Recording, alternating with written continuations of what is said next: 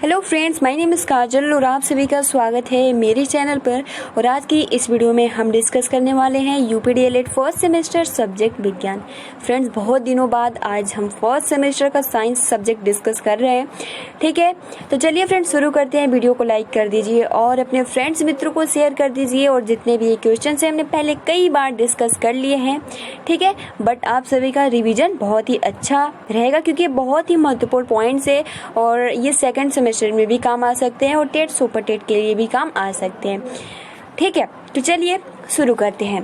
सबसे पहला जो आपका प्रश्न है कि जब कोई वस्तु अपने अक्ष के चारों ओर घूमती है तो उसकी गति होती है घूर्णन गति, दोलन गति, दोनों कोई नहीं। तो जब कोई वस्तु अपने अक्ष के चारों ओर घूमती है तो उस गति को हम क्या कहते हैं? बताइए फ्रेंड्स। आप सभी को जो टाइमिंग दी जाएगी वो 4 सेकंड की टाइमिंग दी जाएगी। चलिए बताइए।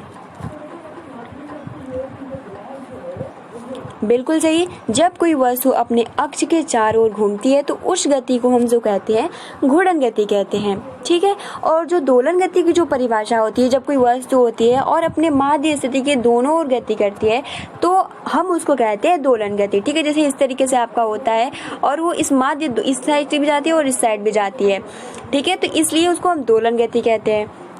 देखिए सेकंड क्वेश्चन जो है कि जब, देखिए अभी क्वेश्चन हमने डिस्कस किया और वही क्वेश्चन है कि जब कोई वस्तु अपने माध्य स्थिति के दोनों ओर गति करती है तो कहलाती है घूर्णन गति, दोलन गति, दोनों कोई नहीं। तो बताइए फ्रेंड्स, जब कोई वस्तु अपने माध्य स्थिति के दोनों ओर गति करती है तो क्या कहलाती है?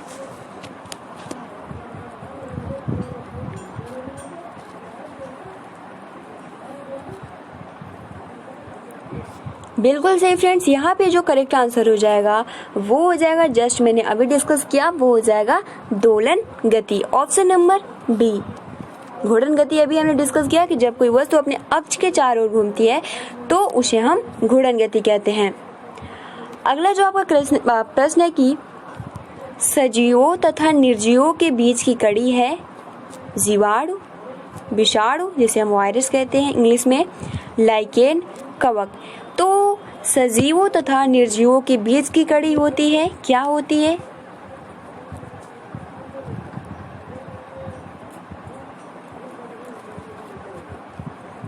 बिल्कुल सही फ्रेंड्स। यहाँ पे जो करेक्ट आंसर हो जाएगा कि सजीवों तथा निर्जीवों के बीच की जो कड़ी होती है वो होती है वायरस, यानी जिसे हम विषाणु कहते हैं। अगला आपका प्रश्न है कि पत्तियों का रंग हरा होता है। ऑप्शन ए सेलुलोज के कारण, ऑप्शन बी पर्णहरिम यानी क्लोरोफिल के कारण, ऑप्शन सी क्लोरोप्लास्ट के कारण या फिर सभी। तो पत्तियों का रंग हरा क्यों होता है?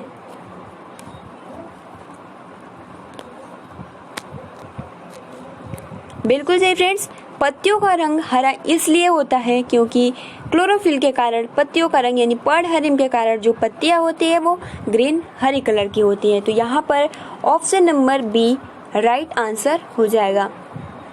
अगला आपका प्रश्न है कि प्रकाश संश्लेषण की क्रिया होती है पौधों में, जंतुओं में, कवकों में, विषाणुओं में।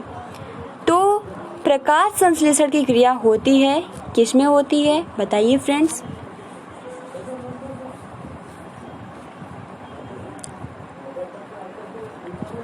बिल्कुल सही फ्रेंड्स। प्रकाश संश्लेषण की जो क्रिया होती है वो होती है पौधों में। ऑप्शन नंबर यहाँ पे फर्स्ट करेक्ट आंसर हो जाएगा। अगला आपका प्रश्न है कि प्रकाश संश्लेषण का उत्पाद है मंड यानी स्टार्च, ऑक्सीजन, दोनों, सूर्य का प्रकाश। यानी यहाँ पे पूछा जा रहा है, और देखिए ये 4, 10, 11, 12 इतना ज़्यादा ये क्वेश्चन पूछा है। प्रकाश संश्लेषण का उत्पाद है क्या स्टार्च यानी जिसे हम हिंदी में मंड कहते हैं, ऑक्सीजन क्या हो जाएगा, या फिर दोनों, या फिर सूर्य का प्रकाश। तो बताइए फ्रेंड्स क्या होगा?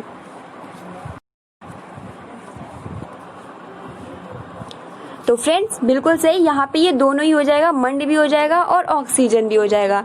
ठीक है, अगला आपका क्वेश्चन है कि प्रकाश संश्लेषण के लिए आवश्यक है कार्बन डाइऑक्साइड, जल, क्लोरोफिल तथा सूर्य का प्रकाश, सभी। तो बताइए क्या होगा?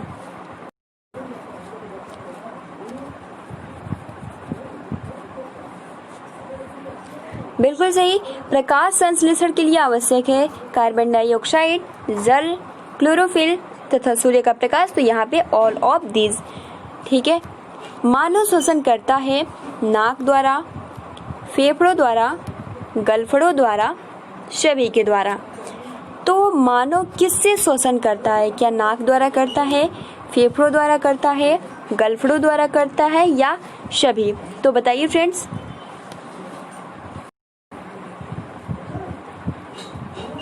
बिल्कुल सही, यहाँ पे हो जाएगा फेफड़ों द्वारा। ठीक है। मानव श्वसन करता है फेफड़ों द्वारा। देखिए फ्रेंड्स, आपका 9th प्रश्न है कि पौधे श्वसन क्रिया में कौन सा गैस लेते हैं? Carbon dioxide, oxygen, nitrogen, carbon monoxide. जो कि बहुत ही इजी क्वेश्चन है। पौधे श्वसन क्रिया में कौन सा गैस लेते हैं? बताइए फ्रेंड्स। बिल्कुल सही, यहाँ पे हो जाएगा carbon dioxide. Option number first यहाँ पे करेक्ट हो जाएगा। अगला 10th आपका क्वेश्चन है कि मरुस्थलीय पौधे नागफनी के जो पौधे होते हैं, पत्तियां रूपांतरित हो जाती हैं कांटों में, तनों में, जड़ों में, सभी में।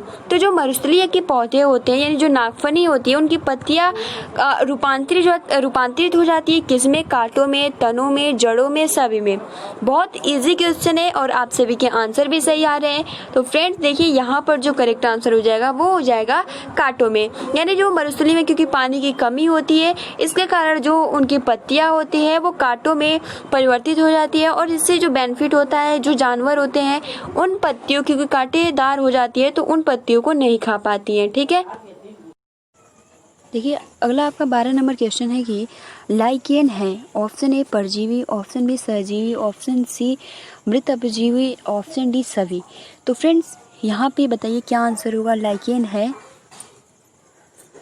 यहाँ पे हो जाएगा सहजीवी। ठीक है। Option number 2। देखिए सहजीवी पौधे क्या होते हैं? सहजीवी पौधे वो होते हैं कि एक पौधा दूसरे पौधे को लाभ पहुंचाता है, उसे हम सहजीवी पौधा कहते हैं। अगला आपका 13 नंबर क्वेश्चन है कि परजीवी पौधा है अमरवेल, चंदन, रेफ्लिशिया, सभी। बताइए कि परजीवी पौधा है, क्या आंसर होगा? तो देखिए फ्रेंड, इसका 13 नंबर क्वेश्चन का हो जाएगा परजीवी पौधा है। बिल्कुल सही, अमरवेल भी हो जाता है, चंदन भी हो जाता है, रेफ्लिशिया भी हो जाता है। और बहुत ही महत्वपूर्ण ये प्रश्न है। तो फ्रेंड इसका जो आंसर हो जाएगा सभी। 14 नंबर क्वेश्चन है कि मृत परजीवी पौधा है कुकुरमुत्ता, जिसे मशरूम भी कहा जाता है, मोनोट्रोपा, दोनों, कोई नहीं। तो मृत परजीवी पौधा है कौन सा है? बिल्कुल सही, यहाँ पर करेक्ट आंसर हो जाएगा, वो हो जाएगा मोनोट्रोपा। Option number 2। 15 नंबर आपका प्रश्न है कि कीटभक्षी पौधे कीटों का भक्षण नाइट्रोजन की कमी को पूर्ण करने के लिए करते हैं। तो कीटभक्षी पौधे कौन कौन से हैं? ड्रोसेरा, नेफंथनीज, यूट्रिकुलेरिया, सभी। तो बताइए फ्रेंड इसका आंसर क्या होगा?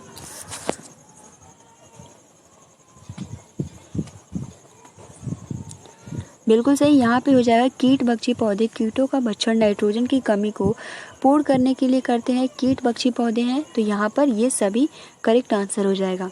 18 नंबर प्रश्न है कि जलीय कीटभक्षी पौधे हैं ड्रोसेरा, नेफंथनीज, उसके बाद देखिए आपका है यूट्रिकुलेरिया और सभी। तो बताइए क्या होगा यहाँ पे?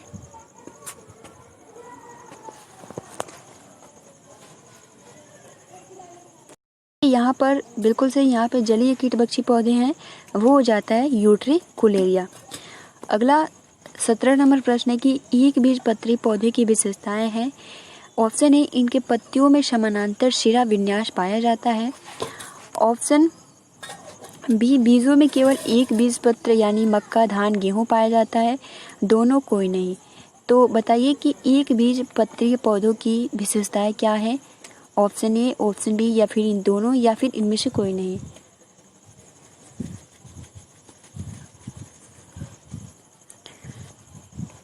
बिल्कुल सही, यहाँ पे हो जाएगा ऑप्शन नंबर 3 यानी एक बीजपत्री पौधों की विशेषताएं यह है कि इनके पत्तियों में समानांतर शिरा विन्यास पाया जाता है।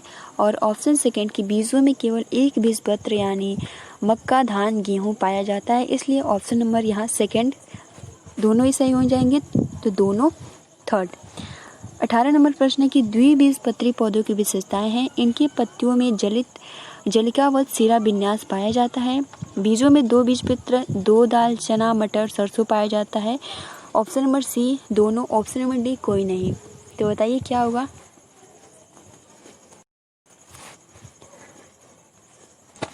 बिल्कुल सही, यहाँ पे द्विबीजपत्री पौधों की विशेषताएं हैं, ये दोनों ही करेक्ट, यानी इनके पत्तियों में जलिका व सिरा विन्यास पाया जाता है। और सेकंड के बीजों में 2 बीजपत्र यानी 2 दाल, चना, मटर, सरसों भी पाया जाता है। 19 नंबर प्रश्न है कि स्वपोषी जो अपना भोजन स्वयं बनाते हैं, जंतु, पौधे, कवक, विषाणु। तो क्या होगा, स्वपोषी कौन है।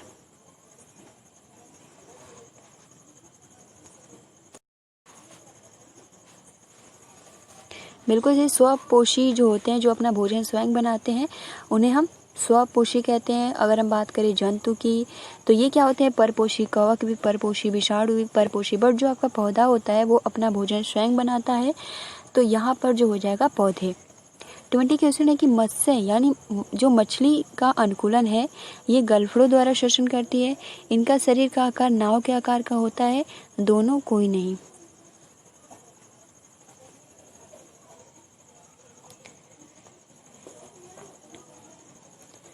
तो यहाँ पे करेक्ट आंसर हो जाएगा, वो हो जाएगा दोनों, यानी मत्स्य यानी मछली का अनुकूलन अंग जो होता है ये गलफड़ों द्वारा श्वसन करते हैं, और इनके जो शरीर का होता है ये नाव के और धारा रेखित भी होता है। ठीक है, अगला जो आपका क्वेश्चन है कि और जो एक और कि इनका जो शरीर होता है वो धारा रेखित होता है। अगला आपका प्रश्न है कि तना का निर्माण होता है भूड़ के मूलांकुर से, भूड़ के प्रांकुर से, बीजों पर से, बीजोधर से। तो तना का निर्माण होता है, कैसे होता है, मूलांकुर, प्रांकुर, ये हमने डिस्कस भी किया था।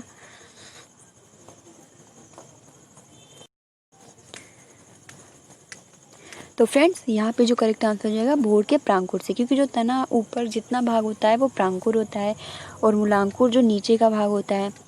22 आपका प्रश्न है कि जड़ का निर्माण होता है भूड़ के मूलांकुर से, भूड़ के प्रांकुर से, बीजों पर से, बीजोधर से। तो बताइए जड़ का निर्माण होता है,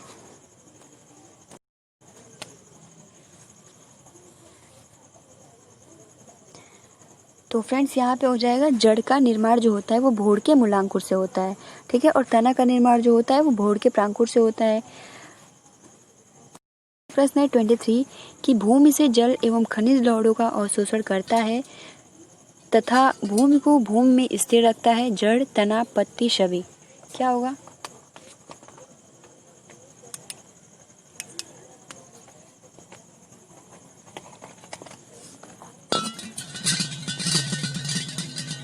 तो इसका आंसर तो दिख ही गया है, इसका जो हो जाएगा वो हो जाएगा जड़। ठीक है, 24 आपका प्रश्न है कि भोजन संचयन के लिए अपस्थानिक जड़ का रूपांतरण है तर्क रूप, प्रणाम स्तंभ, कंदमूल, कुंभी रूप। तो बताइए इसका आंसर क्या होगा।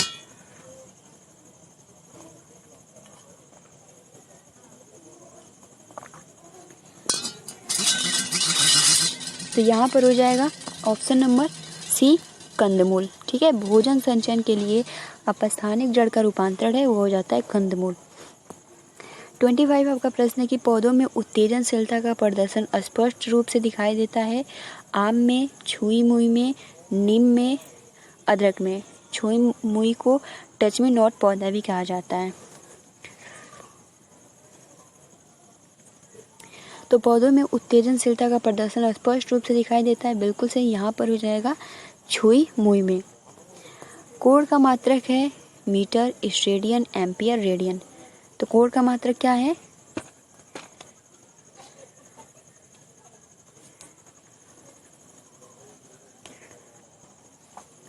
तो देखिए फ्रेंड्स यहाँ पे हो जाएगा कि कोण का जो मात्रक होता है वो होता है रेडियन। ठीक है, और घनकोण का स्टेडियन। तो यहाँ पे प्रश्न है कि निम्नलिखित में से कौन सी घटना गुरुत्व बल का उदाहरण नहीं है। पेड़ से पत्तों का गिरना, उछाले गए बॉल का धरती पर गिरना, समतल पर गाड़ी को ढकेलना, पहाड़ी पर पत्थर टूटकर नीचे लुढ़कना या गिरना।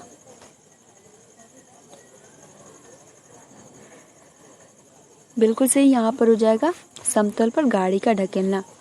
अगला क्वेश्चन है कि दौड़ने हेतु उपयुक्त अनुकूलित प्राणी है चमगादड़, एंटीलोप, यूरीमेस्टिक्स, सायरन।